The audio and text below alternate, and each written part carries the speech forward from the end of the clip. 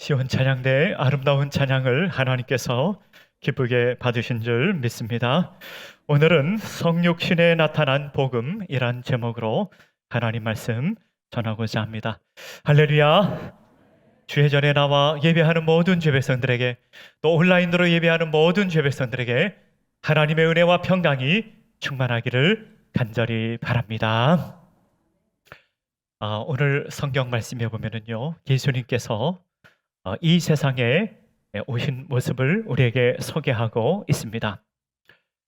예수님께서 이 세상에 오실 때 처녀의 몸을 통하여 성령으로 잉태하셨다라고 우리에게 말씀하고 있습니다.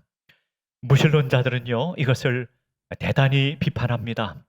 어떻게 처녀가 사람을 낳을 수 있느냐, 그렇게 비판을 합니다. 그런데요, 우리 그리스도인들은 다르게 생각합니다.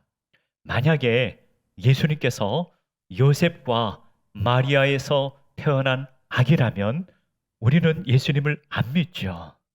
그렇죠?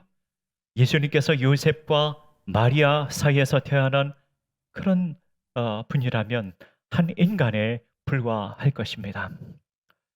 예수님은 하나님의 아들이시고 영원한 하나님이신데 육신의 옷을 입고 이 세상에 오신 것이 바로 성육신입니다. 이 성육신이 어떻게 되었는지 그 과정을 우리에게 자세하게 말씀하고 있습니다. 오늘 성경의 말씀에 보면은 예수님께서 성육신 하실 때 예수님의 두 이름을 소개하고 있습니다. 하나는 예수인데요, 예수라고 하는 그 이름의 뜻은 하나님께서 자기 백성을 그들의 죄에서 구원할 자이심이라 라고 하는 의미가 있습니다. 두 번째로는 임마누엘인데요, 임마누엘은 하나님께서 우리와 함께 하신다, 이런 의미가 있습니다.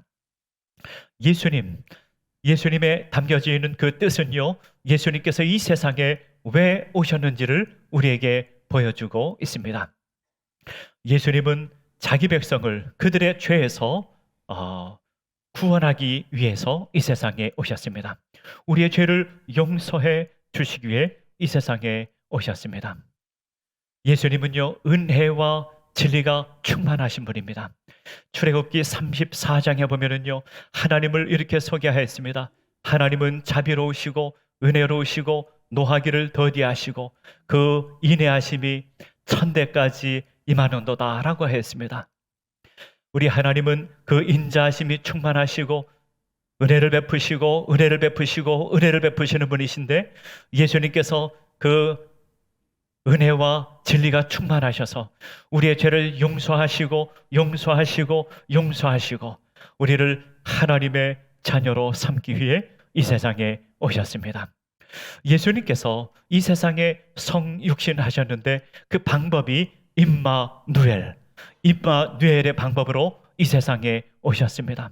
하나님께서 우리와 함께 하신다. 그래서 우리 하나님께서 우리와 함께 하시는 방법으로 임마누엘, 예수님께서 이 땅에 오신 것입니다.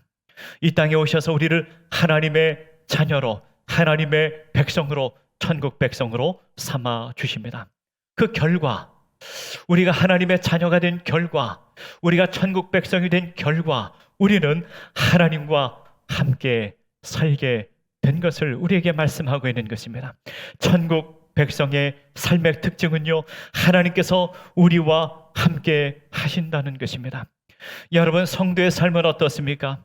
성도의 삶은 세상에서 나가서 사는 삶의 모습이 마치 양이 이리 가운데 사는 것과 같습니다. 그런 삶을 가운데 살지만, 그러나 그런 위험 가운데 살지만, 그런 어려움 가운데 살지만 하나님께서 우리와 함께 하십니다. 하나님께서 우리를 돌보십니다. 하나님께서 우리를 위로하십니다. 하나님께서 반드시 우리를 지켜주십니다. 하나님께서 우리를 소망의 삶으로 인도해 주십니다. 하나님께서 이 성육신을 통하여 우리에게 약속하고 있는 것입니다. 내가 너희와 함께한다. 하나님의 백성들아 두려워하지 말라. 하나님께서 함께 하신다 말씀하고 있는 것입니다. 오늘 본문의 말씀을 통하여 우리에게 주시는 영적 메시지 세 가지를 우리 함께 생각하고 은혜를 나누고자 합니다.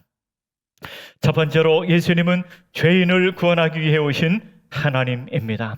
21절에 보면 이렇게 나와 있습니다. 아들을 낳으리니 이름을 예수라 하라.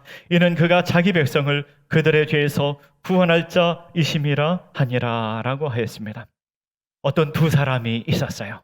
두 사람이 논쟁을 합니다. 네가 옳다, 내가 옳다, 막 논쟁을 하고 있었습니다. 그런데 그 옆에 있던 어떤 사람이 남의 물건을 훔쳐가는 것을 보게 되었습니다. 그 두 사람이 서로 자기가 옳다고 주장하던 사람, 두 사람 모두가 그것을 보고 저것은 선하다, 의롭다, 아름답다라고 말할 사람 아무도 없습니다. 우리나라 사람만 그런 것이 아니라 미국 사람도 마찬가지고 중국 사람도 마찬가지고 이집트 사람도 마찬가지고 이 세상의 모든 사람들은 그것을 보고 아름답다, 의롭다라고 말하는 사람 없습니다. 저것은 죄다, 악하다. 모든 사람들이 그렇게 생각합니다. 또 어떤 사람이 논쟁을 합니다. 네가 옳다, 내가 옳다. 열심히 논쟁을 하는데요, 뉴스에서 이런 소식이 들립니다. 어떤 사람이 어떤 사람을 죽였다고 합니다. 살인 사건이 있었다고 합니다. 그것을 보고 의롭다, 선하다, 아름답다라고 말을 하는 사람은 아무도 없습니다. 그 사람을 죽인 사람이 재판을 받아 형을 받는데 한 5년 받으면은요, 사람들은 분개합니다. 아니, 사람을 죽였는데 어떻게 5년밖에 안 사느냐? 한 20년, 30년, 50년 살아야지. 말도 안 된다. 사람들은 분개합니다. 이것은요, 모든 사람들이 공통된 것입니다. 왜 그럴까요? 하나님께서 사람을 지을 때 특별히 영적인 존재로 창조하였습니다. 그래서 우리 마음속에 양심이라고 하는 것이 있어요. 양심이라고 하는 것이 있어서 어느 것이 선한 것인지 어느 것이 악한 것인지 알게 돼 있습니다. 그래서 우리가 누가 가르쳐 주지 않아도 그것은 악한 것이다, 이것은 선한 것이다 라고 하는 것을 양심을 통해 알 수가 있는 것입니다. 지금 현대인만 그런 것이 아니라 100년 전 사람도 그렇고 500년 전 사람도 그렇고 1000년 전 사람도 그렇고, 그것은 악이라고 하는 것을 사람들이 양심을 통해서 다 자각하고 알게 되어 있는 것입니다. 로마서 1장 18절 19절에 보면 이렇게 나와 있습니다. 하나님의 진노가 불의로 진리를 막는 사람들의 모든 경건하지 않음과 불의에 대하여 하늘로부터 나타나나니 이는 하나님을 알만한 것이 그들 속에 보임이라. 하나님께서 이를 그들에게 보이셨느니라 라고 했습니다. 하나님의 진노가 경건하지 않은 사람들과 불의에 대하여 나타나게 될 것이라. 그것을 하나님을 알만한 것이 그들 속에 있기 때문이다. 우리 마음속에 양심이라고 하는 것이 있어서 하나님께서 악을 심판한다는 것을 사람들이 생각하며 살아간다는 것입니다. 로마서 2장 14절 15절에 보면 이렇게 나와 있습니다.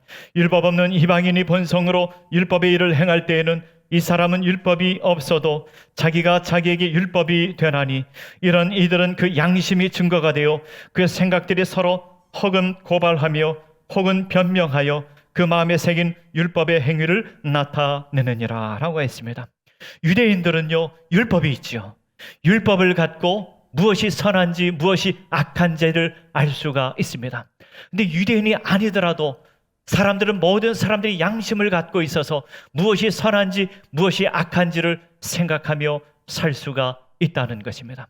세상의 모든 사람들은 뉴스를 보면서 저거는 악한 거야, 저거는 선한 거야, 사람들은 생각하며 살아갑니다. 그런데 인간에게는 또 하나의 문제를 갖고 있습니다. 사람들은요, 다른 사람들의 문제를 보면서 저것은 선한 것이다, 저것은 악한 것이다 생각하며 살아가지만 우리는 자신의 죄를, 자신의 악함을 해결할 능력이 없다는 것입니다. 우리는 죄 가운데 살아가고 있고 우리는 악함 가운데 살아가고 있지만 그것을 해결할 능력은 우리 안에 스스로 없다는 것입니다. 로마서 1장 29절에 보면은 죄에 대해서 이렇게 나열하고 있습니다. 곧 모든 불의와 추악, 탐욕, 악의가 가득한 자요, 시기, 살인, 분쟁, 사기, 악독이 가득한 자요, 수근수근하는 자요 라고 하였습니다. 여러분, 누군가가 시기하는 것을 보면은요, 저것은 악한 거야, 저것은 좋은 게 아니야, 사람들은 다 그렇게 생각합니다.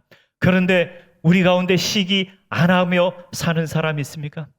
나는 평생 살면서 시기란 것을 해본 적이 없다 하는 분이 있으면 손 한번 들어보세요. 그런 사람 없습니다. 우리는 다 시기하며 그렇게 삶을 살아갑니다. 여러분, 분쟁은 나쁜 거라고 다 생각합니다. 성경에 나와 있지 않습니까? 분쟁은 나쁜 거야. 사람들은 왜 분쟁하고 싸우고 다투며 사는가 그렇게 말하지만 나는 한 번도 싸워본 적이 없다 하는 사람이 손 한번 들어보세요. 그런 사람 아무도 없습니다. 사람은 분쟁 속에 살아갑니다. 다투며 살아갑니다. 우리는요, 죄 가운데 살아가고 있습니다. 그런데 문제는요, 우리는 죄를 해결할 능력이 없다는 것입니다. 우리의 죄악의 문제, 누구도 내 스스로 나의 죄악의 문제를 해결할 수 있는 사람이 아무도 없다는 것입니다. 우리에게 죄 문제를 해결해 주실 분이 필요합니다. 그 죄 문제를 해결해 주실 분은 하나님밖에 없습니다. 하나님께서 우리를 죄 용서해 주시기 위해 예수님께서 이 세상에 오셨습니다. 예수님은 은혜와 진리가 충만하신 분이십니다. 그 은혜가 충만하고 은혜가 영원하고 모든 죄를 용서해 주시는 예수님께서 이 세상에 오셨습니다. 예수님 우리의 죄를 다 용서하시고 우리를 하나님의 자녀로 삼으시고 하나님의 백성으로 삼기 위하여 예수님께서 이 세상에 오셨습니다. 천국 백성은 어떻게 사는가 하면은 용서함 받고 용서하며 사는 사람입니다. 천국 백성은요, 죄를 안 짓고 사는 사람이 아닙니다. 죄를 안 짓는 사람이 이 세상에 어디 있습니까? 우리는 하나님께 용서함을 받고 용서하며 사는 사람, 그 사람이 천국 백성입니다. 용서함을 받고 용서하며 살아가는 주의 백성들, 하나님 백성들 되시기를 간절히 바랍니다. 두 번째로는요, 예수님은 구원을 이루시는 방법으로 임마누엘 하셨습니다. 오늘 본문의 말씀 23절에 보면 이렇게 말씀하고 있습니다. 보라, 처녀가 잉태하여 아들을 낳을 것이요 그의 이름은 임마누엘이라 하리라 하셨으니 이를 번역한즉 하나님이 우리와 함께 계시다 함이라 라고 하였습니다. 하나님께서 우리에게 죄 용서하기 위하여 예수님께서 이 세상에 오셨습니다. 우리 하나님께서 우리의 죄를 아무리 용서하려고 하더라도 우리가 반응을 하지 않으면 그 용서가 우리와 상관이 없습니다. 하나님께서 아무리 용서를 한다 하시려 해도 우리가 반응을 하지 않으면 그 용서와 우리와 상관이 없습니다. 우리가 하나님께 반응을 보여야 됩니다. 어떻게 반응을 보여야 됩니까? 회개해야 됩니다. 회개는 무엇입니까? 회개는 하나님께 항복하는 것입니다. 하나님, 내 힘으로는 내 죄를 내가 해결할 수가 없습니다. 나는 스스로 구원의 가능성이 없습니다. 하나님께서 내 인생의 왕이 되어 주십시오. 내 인생에 내가 왕이 아닙니다. 하나님께서 내 인생의 왕입니다. 하나님, 내가 손들고 하나님께 나갑니다. 이것이 회개하는 것입니다. 그런데 문제가 있습니다. 사람은요, 그 누구도 회개의 능력이 없다는 것입니다. 스스로 회개할 수 있는 사람이 이 세상에 아무도 없습니다. 스스로 하나님께 나가 하나님, 내가 항복합니다, 그렇게 할 수 있는 사람이 아무도 없다는 것입니다. 그래서 예수님께서 이 세상에 오셨습니다. 이 예수님께서 성육신 하신 이유는 우리의 죄를 용서해 주시기 위해서도 오셨지만 또 하나의 이유가 있는데 우리에게 회개를 가르쳐 주시기 위해 이 세상에 오신 것입니다. 회개하는 방법을 우리에게 가르쳐 주시기 위해 이 세상에 오신 것입니다.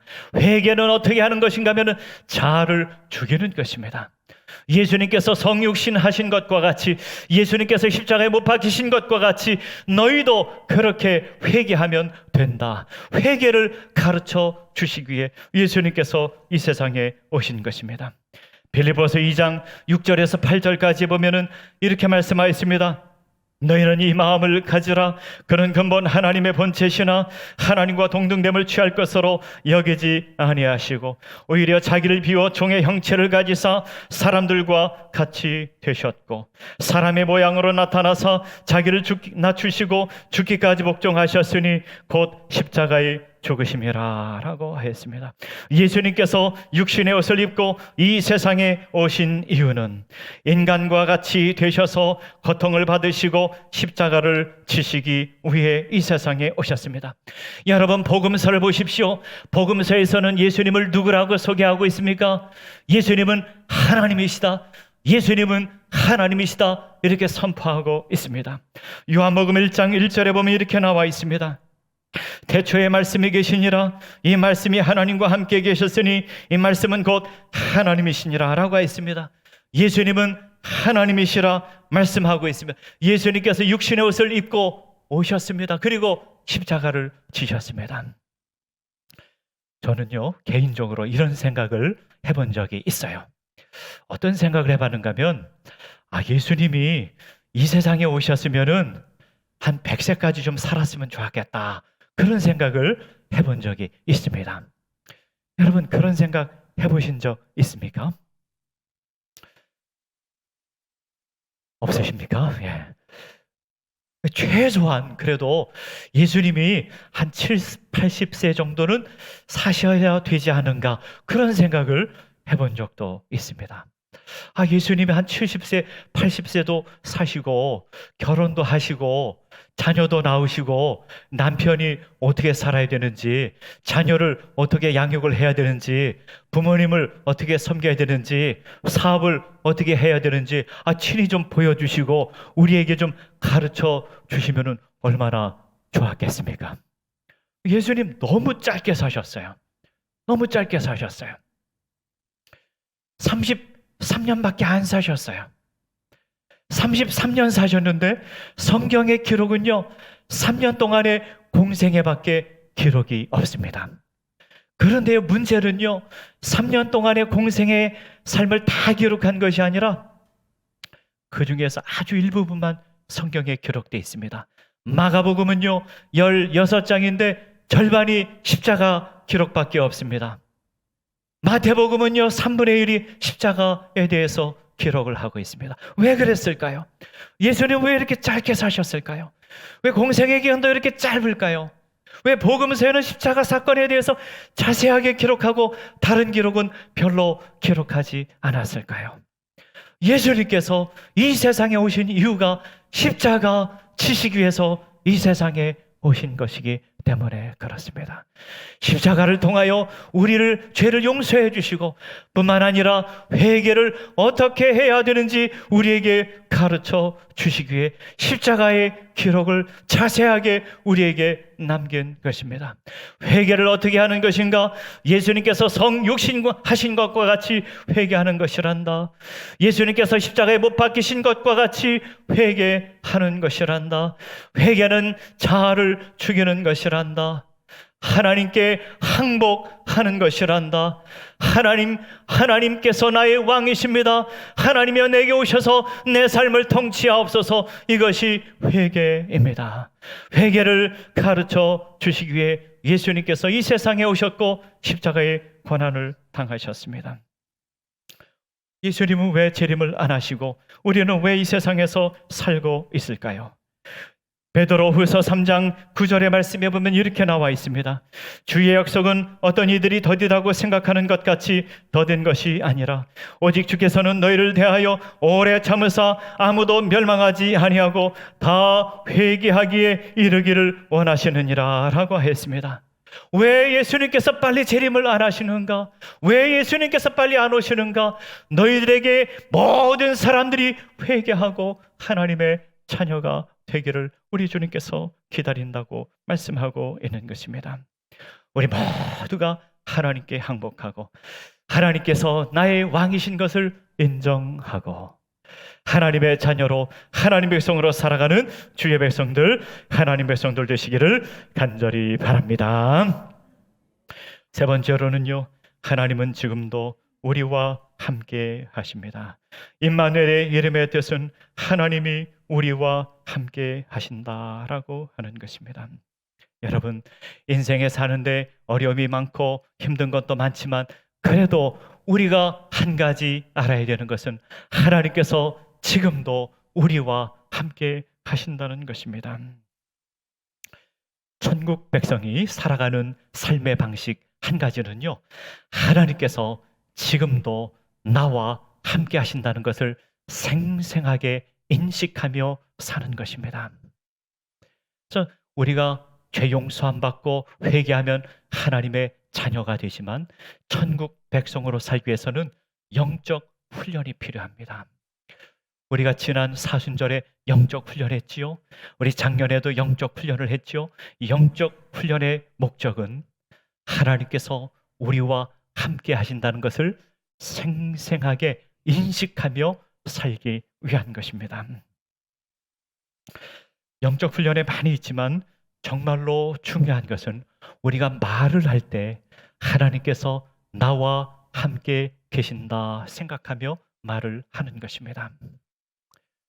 목사님, 우리 인생을 살 때 화날 때가 많은데 어떻게 하나님께서 나와 함께 하신다 그렇게만 생각하며 살 수가 있겠습니까? 여러분, 우리 인생에 화날 때도 많지요. 억울할 때도 많지요. 힘들 때도 많지요. 그럴 때는 어떻게 해야 됩니까? 다윗을 배우십시오. 다윗. 여러분, 다윗이 힘들고 어려울 때, 억울할 때 어떻게 했습니까? 하나님께 달려갔어요. 하나님께 달려가서 기도했습니다.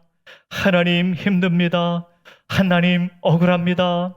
하나님, 저 악한 자들 어떻게 해야 됩니까? 하나님께 기도했어요. 다윗의 기도를 보면은요, 다윗이 하나님께 간절히 기도하고는 속이 다 후련했을 것 같아요. 다윗은 하나님께 힘든 것을 다 하나님께 쏟아붓고 기도하였습니다. 우리가 삶을 살아갈 때 하나님께서 나와 함께 하심을 생각하며 살아야 됩니다.